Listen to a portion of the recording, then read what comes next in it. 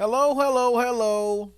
I'm Biker Gang, your main man, the real Bill Real. Folks, I just wanted to drop this little quick video to talk about this NFL PED probe that they conducted with a reluctant James Harrison from the Pittsburgh Steelers, Clay Matthews from the Green Bay Packers, and Julius Peppers, who who's he playing with? He's playing with. Uh, Good question, boy. I think he's playing with the Packers. Yeah, I think Julius Peppers playing with the Packers now too. Anyway, well, from what I understand, the obviously the Al Jazeera um, documentary came out in 2015, just before old Peyton Manning was given the go ahead to win the Super Bowl. I don't take anything from that defense. I think the defense played very well, and I think the defense was the reason why the Broncos were able to win the Super Bowl. However, the documentary came out where they were able to get a list of names of NFL players who this doctor said that, hey, you know what, this guy, I supply him, I supply this other guy too, and I supply this other guy. Well, these three guys were named, okay? And from what I understand, the NFL, aka Roger Goodell, invited these gentlemen to New York to ask them a few questions about these allegations that had come out in the Al Jazeera documentary talking about the dark side of sports and the doping and whatnot.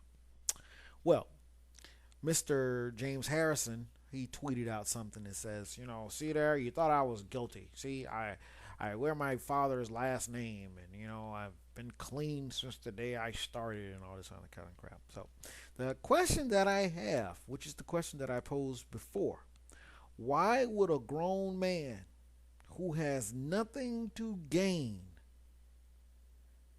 say that he has supplied you with performance enhancing drugs, Mr. Harrison? Why? You got what? All of these other players in the NFL, players that are not as famous or known as you.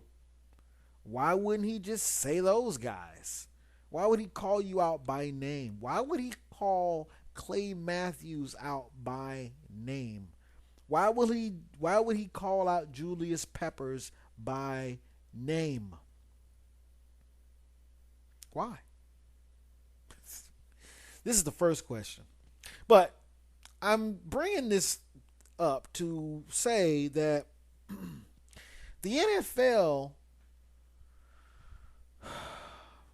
finds the players that it wants to find and suspends the players that it wants to suspend. Because I'm sure that if the NFL were to do an investigation, a thorough investigation, into these three players who were named, along with a few other ones too, but these three here in particular, along with old Peyton, who went ahead and retired, I believe that they would be able to find enough information just through the one doctor, just tracing his phone number, tracing all the people that he has been in contact with through his cell phone alone, you would be able to trace it back to these people.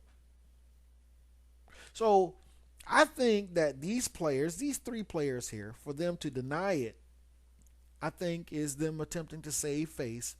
But you cannot be an adult, of reasonable sense and think that there is no truth to James Harrison, Clay Matthews, and Julius Peppers never ever touching any type of performance enhancing drugs. You'd have to be extremely lame in the brain to believe that. So, The NFL says we've cleared him, which means, hey, Roger Goodell has invited you to New York. As I said before, James Harrison didn't even want to go. James Harrison said, hey, I'm in the middle of preseason. You know, you should come to me and ask me a question.